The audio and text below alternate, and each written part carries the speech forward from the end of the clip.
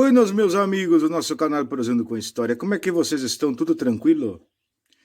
Me chamo Marcelo Valerão e trago aqui sempre histórias não contadas na escola, o modo rural de se viver no Rio Grande do Sul no século XXI e algumas tradições as quais mantemos vivas e sempre passadas de geração em geração. Mas hoje, com o YouTube, essas tradições elas podem ser compartilhadas com os amigos aí do outro lado. Vou abrir aqui no canal hoje, nesse episódio, um pouquinho de ser guasqueiro. Mas ser guasqueiro no tempo antigo, como eu já passei alguns tutoriais, e no YouTube tem a rolete, como tu afia a faca, e também tem a rolete, os tipos de ferramentas para tu trabalhar com corda, eu vou mostrar para vocês o que eu faço aqui. Literalmente não sou um guasqueiro profissional, não sou. O que eu aprendi foi com meu pai, foi com um grande amigo meu, que já não está mais entre nós. E quero homenagear a eles sobre esse vídeo de hoje. Portanto, me aguardem aí do outro lado que nós já vamos dar uma olhadinha aqui nesse humilde servo que vos fala e a forma que ele trabalha um pouco com couro. Mas uma forma bem primitiva, bem simples e que pode ser feita por qualquer um desde que tenha vontade. Aqui eu tenho o meu material simples de trabalhar com corda. Tem alguns outros materiais que na realidade eu aprendi com troca de experiências.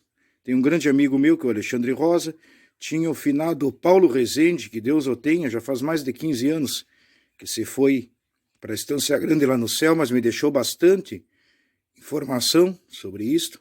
E tem o meu finado pai, Júlio Valerão, que foi o que eu tive também os primeiros contatos, sem contar com o finado tio Agostinho Hermes da Silva Valerão, tio Hermes, daqueles homens antigos que viviam na volta das casas, faziam fogo de chão. Um dia eu ainda mostro para vocês a forma com que ele vivia e eu me orgulho muito, porque era uma forma bastante rio-grandense de se viver. Desse lado aqui é uma faca só para tirar o pelo. Essa faca aqui é uma faca simples, que a gente compra em qualquer costado. Eu uso ela para tirar o pelo quando o couro não é lonqueado. Porque, como eu sou uma pessoa que não gosta, às vezes, não tem muita paciência para lonquear um couro, eu tiro as tiras e aí eu tiro o pelo dele na faca. Essa outra aqui já apareceu num vídeo. É uma faca buena, bueníssima essa faca, cara, mas tem um fio excelente, juntamente com essa pitoca aqui. Uma faca pequena no Rio Grande do Sul, tu chama ela de pitoca. A faquinha já desgastada pelo tempo. E algumas modernidades, como também um estilete, que eu uso para trabalhar, às vezes, com lonca de cavalo de cabrito. E uma peça bem simples aqui, para vocês verem que se tira o tento de uma forma uniforme. Essa aqui são basicamente as ferramentas que eu tenho, junto com alguns alicates de bico, junto com outras modernidades também. E agora mostrando para vocês o que eu uso para afiar elas. É tipo um ritual que eu faço. Pela primeira vez esse ritual eu aprendi no ano de 2005. Uma pedra grossa para pegar e sentar, para fazer o fio. Uma pedra fina para tu sentar o fio. Mas hoje, a modernidade chegou em tudo quanto é volta, né, meus amigos? Eu tenho aqui uma pedra comunzita que eu molho ela na água. De um lado tem um grão mais grosso que eles tratam, né? E de outro lado um grão mais fino. E aqui, um taquinho com couro de bota, que a gente pode comprar nos sapateiros. Essa peça aqui é uma lixa 220 ou 320, que eu gosto também de amolar. E às vezes, para sentar o fio, a chaira. Também bastante comum. Essa minha chaira aqui, eu gosto sempre de botar um fiel. Um fiel é essa parte de couro aqui na volta, porque tu pega e enfia a mão nele e segura ele com a mão e não tem perigo dele ser soltado a mão. No final do tio Hermes, ele utilizava nas facas dele esses fiéis. E aqui eu tenho uma faca Solinge, que é de um amigo meu, o Zé Francisco, já citado aqui no canal, que eu vou mostrar aos poucos como é que se usa esse centro-fio. A faca para o rio-grandense, tanto platino quanto brasileiro, ela tem um significado bastante íntimo e que eu vou falar com vocês também sobre o significado da faca, em parceria com um amigo meu, lá de Santo Antônio da Patrulha, quando vou também deixar nos comentários aqui embaixo o link do canal dele, que ele é cuteleiro.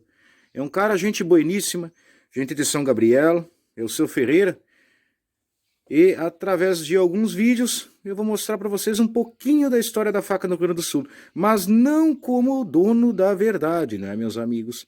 Pois infelizmente no tratar de faca é algo bastante pessoal para cada um de que lida com faca.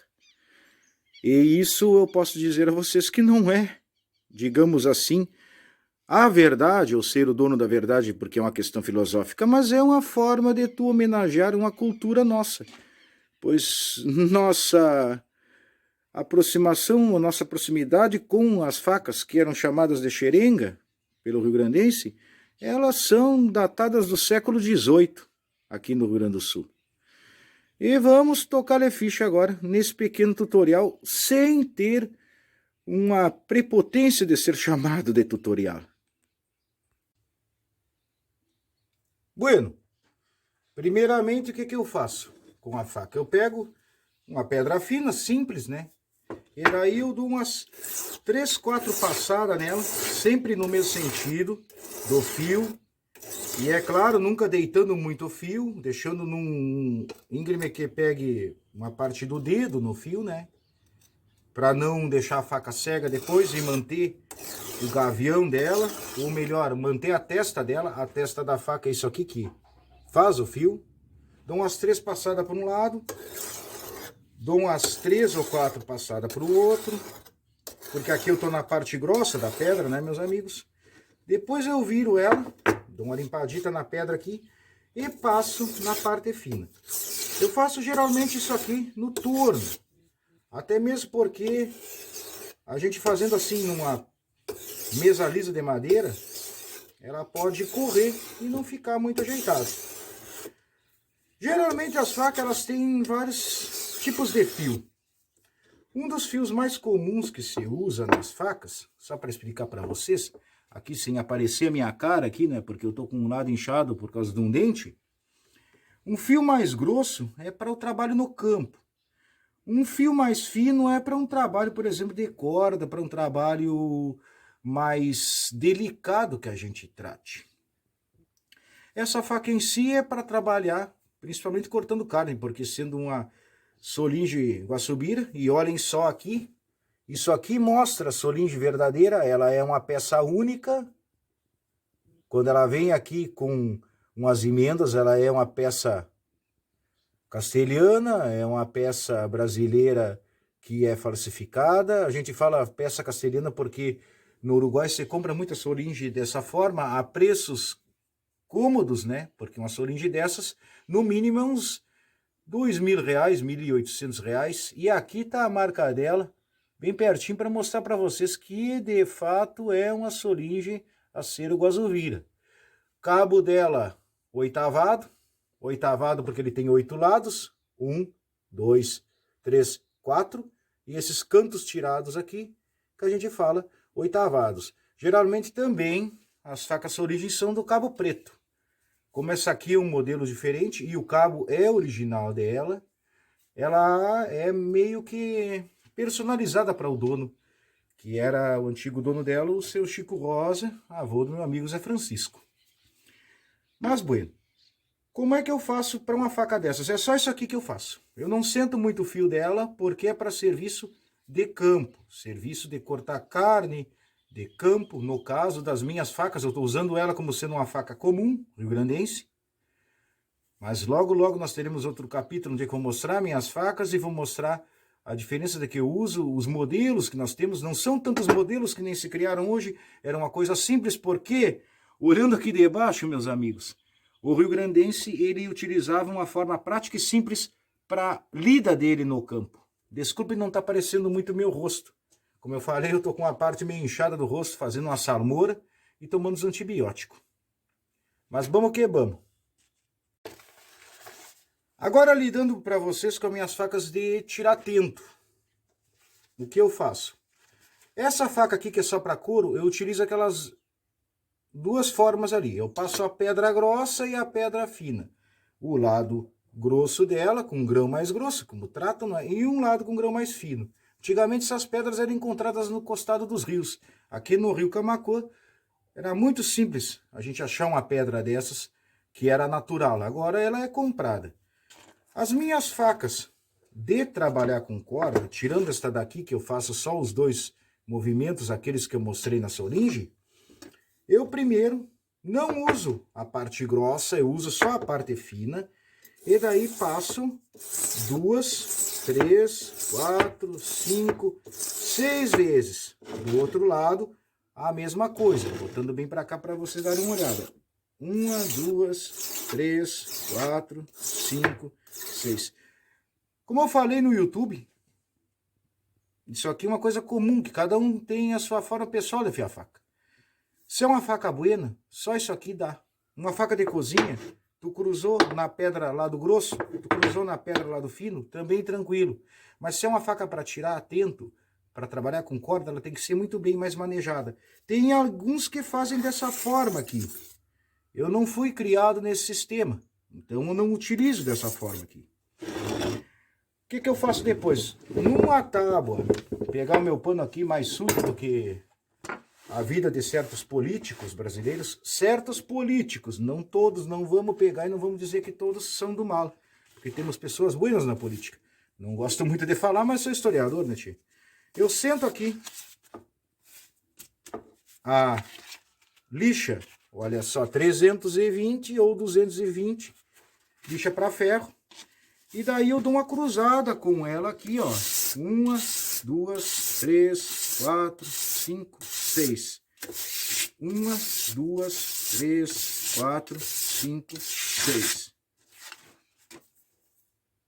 Vou passar o dedo nela. Se o dedo estiver mostrando que a faca ainda está meio crespa, crespa, o que é o fio crespo? Ele é um fio que ele tem certas elevações. Meu amigo velho antigo, que eu já falei para vocês aqui, ele me ensinou que tu tinha que sentar o fio da faca. Então tu passa a faca na madeira e tu senta o fio dela, aí ela fica com o fio mais liso. Isto aqui eu utilizo dessa forma aqui quando eu coloco na minha morsa ou torno, que aí eu consigo trabalhar com mais perfeição nela. Daí o que eu pego? O meu taco de madeira, com um couro de cano de bota, um couro, como eu falei. Nesse couro aqui, o pessoal ensina a passar muita coisa nele. Eu passei massa de polir de alto de automóvel, né? E não gostei muito, mas uns dizem para fazer só simples, passar a faca no couro, como antigamente tinha aquelas tiras de couro grande que os barbeiros cruzavam a navalha de um lado para o outro ali. O que eu faço nela? Eu dou umas cruzadas, sempre respeitando um limite aqui de meio dedo, dependendo do dedo é grosso, é meio dedo, nesse costado aqui, 4, 5 ou 6 passadas, sempre passadas que sejam do mesmo lado para mesmas passadas do mesmo outro lado. Você passando nela, ó, mais um bocadito. Perfeito? Daí tu senta, tá vendo que o fio tá bom? Pode fazer o teste aqui, ó, de tirar cabelo, tranquilo. Saindo o cabelo aqui, ó. Isso aqui é faca boa, faca para serviço mesmo de corda, que eu digo para vocês. Por que eu uso estilete? O estilete é mais simples, porque só troca a lâmina dele, mas a vida útil de um estilete é muito curta. E daí, a nossa chaira velha, que é companheira do gaúcho, companheira praticamente inseparável, hoje que não se utiliza muito ela, o que tu vai fazer? Tu vai dar umas passadas na chaira, só também para tentar sentar o fio de novo, né? Só que tu tem que ter meio uma prática para cruzar aqui a faca, senão tu pode perder a ponta de um dedo. Tá, meus amigos? Mas eu não tenho muito costume de usar chaira. Às vezes no campo, numa carneada. O que eu utilizo é essa forma aqui. É uma pedra e uma lixa 220 ou 320. Que eu costumo, mas isso aí é uma coisa muito pessoal de cada um.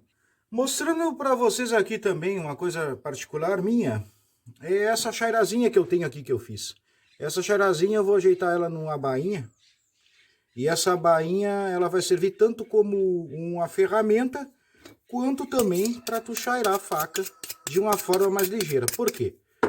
Porque quando tu quer tirar um nó de um couro, ou então de uma corda, que está muito apertada, tu pode enfiar a ponta da chaira aqui e aflocha ele. Sempre é bom tu ter, porque ela serve de ferramenta. E daí o que que acontece? Tu utilizando ela com a faca que seja mais ou menos do mesmo padrão de altura, ela fica uma coisa discreta na cintura e não fica uma coisa muito, como eu disse, discreta, não fica exagerada, meus amigos. Quero agradecer a vocês aqui.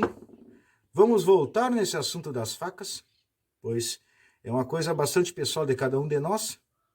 Mas eu posso dizer para vocês que é a forma que eu fui criado e compreendi. E faca faz parte da história do nosso Rio Grande, principalmente. Porque, como eu falei, desde o século XVIII, tínhamos índios aqui onde é que a pólvora era mais cara e a faca era mais barata de se usar. Não é que nem nos estadunidenses, que se utilizava muito revólver e chumbo. Aqui, meus amigos, aqui era, infelizmente, era no ferro branco. Quando tu pega uma faca, tu entrega assim sempre. Porque se tu entregar assim, é uma falta de respeito. Claro que depende e varia de cultura para cultura. De região para região no Rio Grande do Sul. Até mesmo porque nós temos que respeitar as regiões do nosso estado e nossos irmãos platinos. Pois isso é uma coisa que cada região ela tem o seu aspecto e sua singularidade. Por isso que faz parte da história do Rio Grande do Sul pequenas historinhas como estas que fazem com que tu aí do outro lado compreenda alguns significados. Muitos poderão vir a falar nos comentários que fazem outra forma e que minha forma está errada. Mas eu volto a falar a vocês. Foi aprendido através de amigos meus, através de minha família, de gerações da minha família que lidavam com faca. Então é uma coisa muito pessoal. Vocês podem utilizar dessa forma ou podem não utilizar. Acompanhem sempre aqui, meus amigos, histórias não contadas na escola. Me desculpe por não ter aparecido muito, porque se vocês derem uma olhada para mim, como eu falei, eu me incomodei com um dente, arranquei o dente inflamou e agora estou numa peleia gigante com ele. Mas se o pai velho lá de cima quiser, a gente vai se ajeitar. E desculpem também alguma coisa que eu falei aqui, desculpem o ambiente, o local, mas aqui eu posso dizer que luxo e riqueza não me atraem. Mas uma amizade sincera, uma prosa galponeira e a gente juntar o passado com o futuro e compartilhar o conhecimento me atrai muito mais do que qualquer outra coisa. Forte abraço no coração de cada um e fiquem com o Pai Velho lá de cima ou fiquem com a luz de acordo com cada crença e de cada um. Feito, meus amigos.